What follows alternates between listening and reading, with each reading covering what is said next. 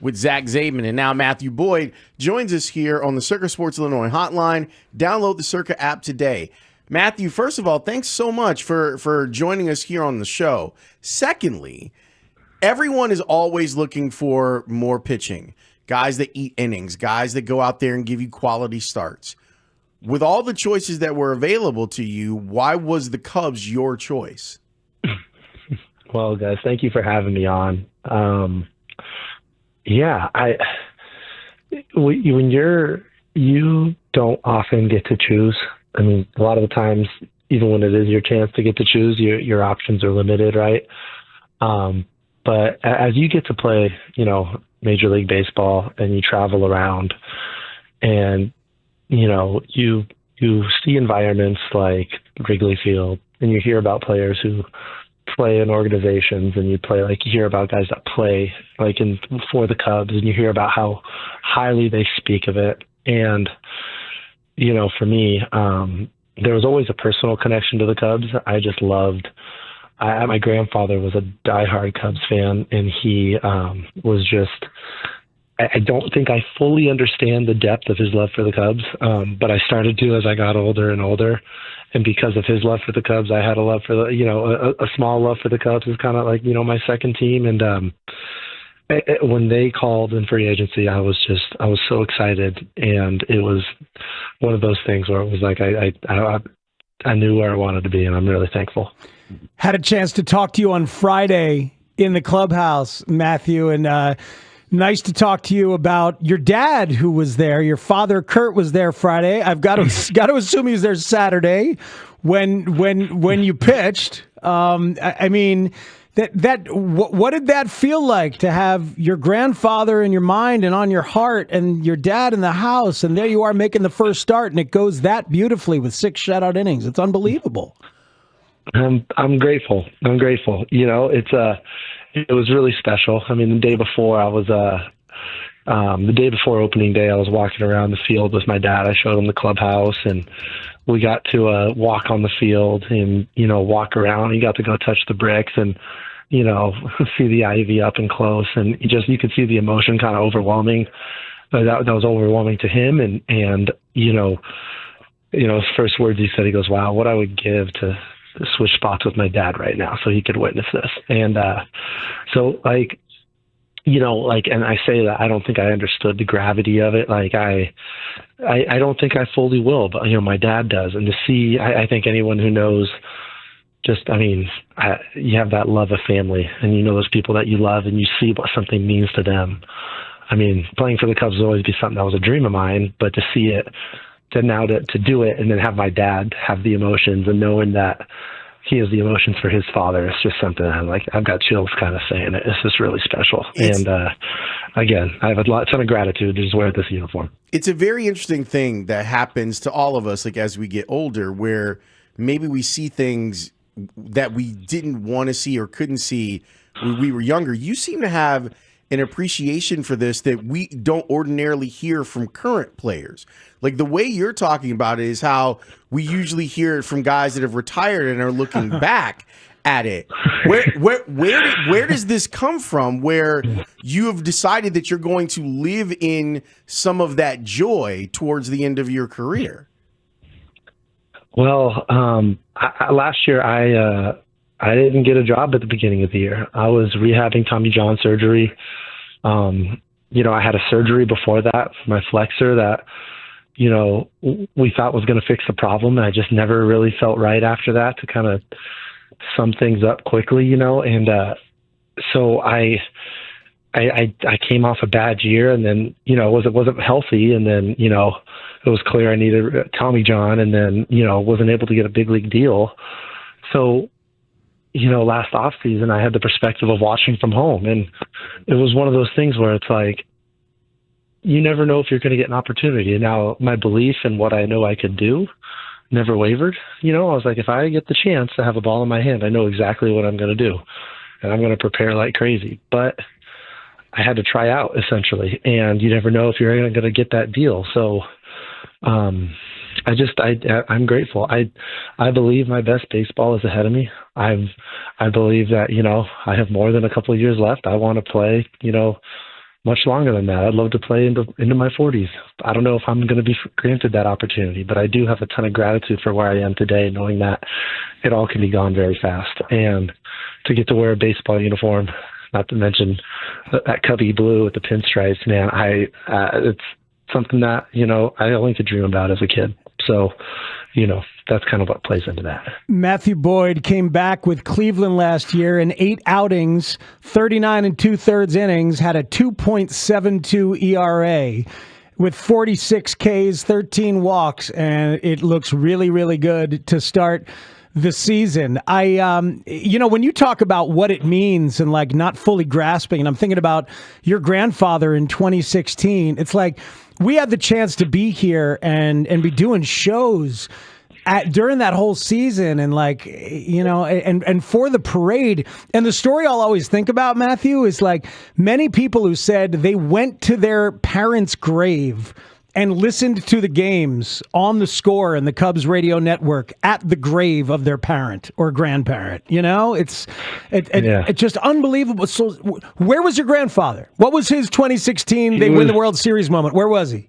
Yeah, so he was in Medford, Oregon. That's where, he grew up here in Chicago, and was in the Navy for 30 years. And he, ended up laying roots down in Southern Oregon. And he was watching that game at home, and I was very bitter. We missed the playoffs by just a game in Detroit that year. So I'm at home watching our division rival Guardians, take on the Cubs. And I was at my parents' house with my wife, and we were watching the game with my dad, because obviously he's a Cubs fan too. And I just remember my dad, right when they got that final out, he called my grandpa on speakerphone, and my grandpa just, like, you could hear a man that didn't show emotion, and you could hear he wasn't saying anything. He was just, you could hear him trying to get some words out, but like, wow, you could tell how much it meant to him. And it was just cool to feel the joy for him in that moment. So, definitely, now that I'm here, every time I get to walk out on that field, he's on my mind. Amazing. Is it true that when he would call you after your starts for Detroit, he would end up wanting to talk Cubs with you? Is that true? Yeah, I could tell the mood he was in if the Cubs won or lost that day, and if I had a bad game, it'd usually be, well, what Kyle Hendricks and John Lester do. And I'm like, thanks, Grandpa. I play against them. I appreciate that. So he was that kind of Chicago fan.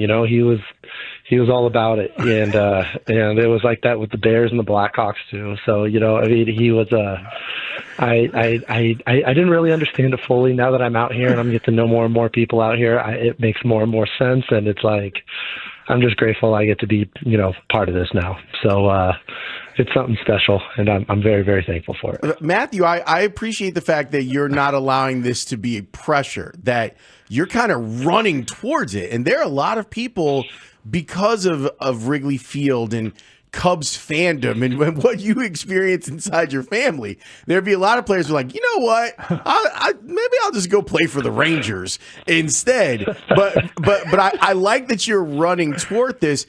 Just you wait, man. When the weather gets nice and you guys are good, oh boy, is it going to be a lot of fun over there at Wrigley Field. Yeah, I've seen it from the other dugout, and it's something really, really special. So it's something that you can already feel it now. It felt like it was freezing last night, and I couldn't believe how many people were here and how loud they were getting. So it was, us as players, we're grateful for that energy, and we're grateful to, be part of this giant Chicago family. Cool. Justin Steele was awesome last night. Great. You said that you ended up watching a lot of Shota Imanaga and Justin Steele last year. That's interesting. So from afar, what did you like about watching those two lefties who do it differently than you, but both lefties at Wrigley now? Yeah, no. So I've watched Steely since he kind of came in the league, and he's a guy that rides a fastball up in the zone, the lefty that rides a fastball up in the zone. And Shota is a low release guy that kind of does a similar thing too. So obviously Steely was out for some of the early part of the year, but like I was at home, right? I was doing rehab and I was helping homeschool the kids in the mornings with my wife, and then I'd go get my work done and do my rehab and throwing and workouts, and then come home and coach softball and t-ball for my sons. And during the day, I'd just be watching different guys, usually as many lefties as I could, just trying to stay and keep my mind there, and so Shota and Steely, were guys that I just really enjoy watching. And it was really fun to watch what Shota did last year, and with dominate with his stuff and his uniqueness. And for me, we have similarities, but we also have we're also very unique in our own way. So if there's always something to glean from that, and getting to be in a rotation with lefties like those guys, it's something that every day, whether you watch them attack a game or attack their bullpen work in between their starts, there's always something to learn. And I know it makes me a better pitcher. There's some commonalities. I'm 34 years old, but I'm always learning. Some commonalities maybe with Shota. Like, he was a fly ball guy. People were afraid that he was going to give up a lot of homers in MLB, but he hasn't. And you've got some fly ball tendencies, but maybe Wrigley's not the worst place for that in some ways. We used to think of it that way. No, and I think fly balls aren't bad as long as you're limiting the hard contact, right? It's, the game is the play. You got to change speeds. You got to play east, west, north, south, and front to back, and as a pitcher. And if I can just, and this is what Shota does really well. If you can make get a hitter off of their A swing and make them slow down their barrel a little bit, whether that's a ground ball or a pop up or a weak fly ball, you've done your job as a pitcher. And I think, it speaks to what Shota has done, and a reason why he's had so much success right now, like in the big leagues, is his ability to do that, right? And it's really fun to watch. Matthew, thank you so much for your time, man. We know that you got pregame stuff to do, and we appreciate you jumping on the phone with us. This was absolutely delightful, and we wish you continued health and continued success. Hey, thank you guys for having me on. Look forward to doing it again. Thanks, Matthew. It's Matthew Boyd. Your new favorite Cub. Yeah, man. I knew we needed to talk to that guy. Jeez. Like, look, Speaks, how many interviews do we do with guys where just by the nature of what it is that they do, they're over it. Like, they're over all the stuff that we romanticize about. Mm-hmm. This guy is leaning into it. Big time. And because he was feeling it last year, he didn't think he was going to get a shot again. He's what did he say? He was coaching softball. He was, doing errands around the house and then watching baseball and hoping he gets another shot. And he got another shot. And I love him thinking that his best baseball is in front of him.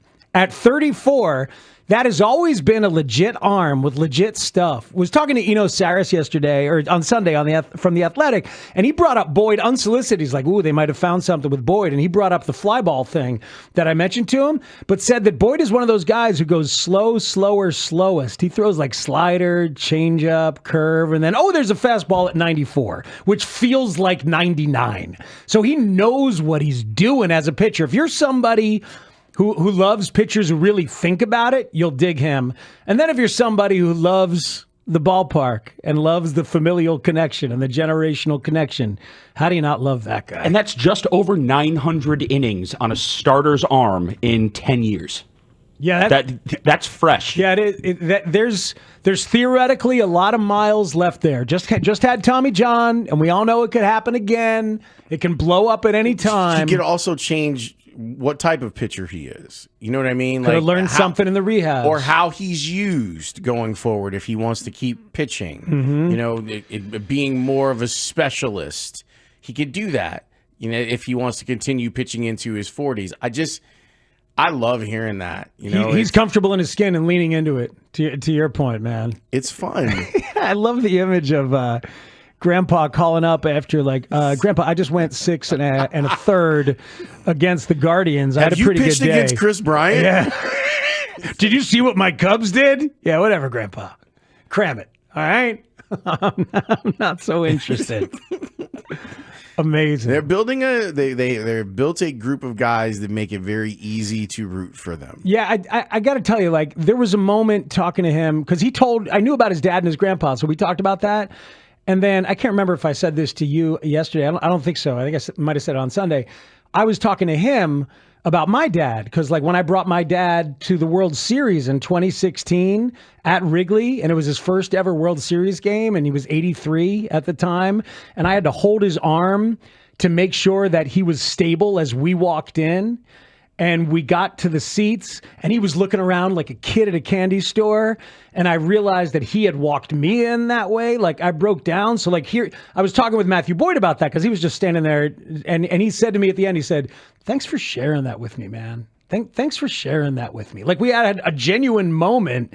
And I could tell, like, all right, this dude was actually listening. I like listening to him. Let's talk to that man on the radio.